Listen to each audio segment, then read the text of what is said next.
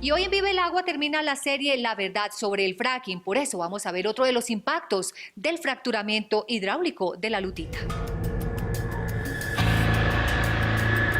A las grandes potencias le acabaron, como a Inglaterra, el carbón, y que obviamente con la nacionalización del petróleo en los años 60 y 70, pues perdieron el control de las reservas del Medio Oriente. Entonces Margaret Thatcher y Ronald Reagan en el 81 se cranearon el neoliberalismo para que nosotros les abramos las fronteras y los activos mineroenergéticos que controlaba el Estado, como Paz de Río, como Carbocol, como Cerro Matoso, etcétera, se le vendieran a ellos, se privatizaran. Ese es el neoliberalismo, privatizar los activos del Estado, que quedó en manos de las multinacionales, y obviamente no transforman esas materias primas aquí. Con el níquel no hacemos nuestras monedas, no hacemos los chips de computadores, no hacemos baterías recargables, menos aceros inoxidables. Tenemos que importar las monedas que nos las fabrican con el níquel que se llevan de aquí. Los del carbón no generan ni 1 kWh de energía. O sea, se llevan las materias primas, no hay transferencia de tecnología, y obviamente después nosotros terminamos comprándole a ellos. Y ellos sí se llevan eso para satisfacer su sed de materias primas que necesitan para mantener su hegemonía y su economía, su estatus y su control, porque obviamente Estados Unidos es un imperio y nosotros somos una colonia de ellos.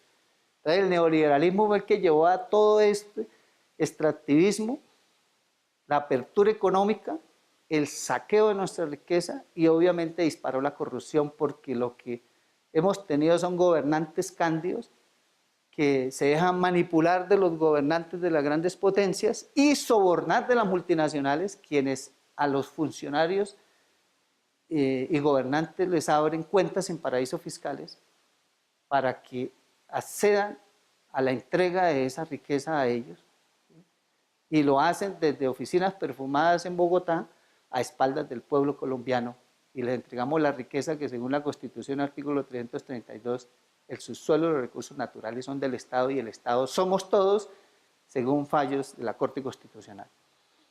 Por lo cual, lo que ha generado eso es que ha disparado la corrupción en este país. Siempre ha habido corrupción, pero como decía Turbay, en sus justas proporciones.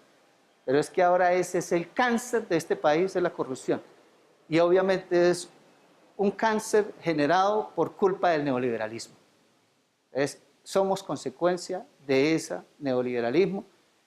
Ya acabamos con todo, ya se vendieron las electrificadoras, se vendieron los ríos al vender Isagen, se vendieron los gasoductos que era Ecogas, se le quitaron los terpeles, Ecopetrol, que era la comercialización de combustibles. Hemos dicho, ya vendimos hasta el nido de la perra. ¿Sí? Lo único que queda es lo que queda de Ecopetrol. Y ahorita Ecopetrol lo fraccionaron en 33 empresas, 14 de ellas quedaban en paraísos fiscales, y con nombres diferentes como CENIT, que son los oleoductos y poliductos, que le generan el 44% de las utilidades de Ecopetrol. Es el talón de Aquiles de la industria petrolera, y el gobierno de Duque piensa vender CENIT el año entrante. Ya lo cotizaron en 10.000 millones de dólares. ¿Sí? Piensan vender Propilco, que es la petroquímica. La refinería de Cartagena es Reficar.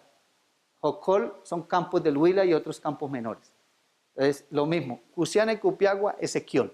Entonces, todo eso es Ecopetrol, pero con nombres diferentes para que cuando se vendan, el pueblo colombiano no se dé cuenta que están vendiendo ese Ecopetrol.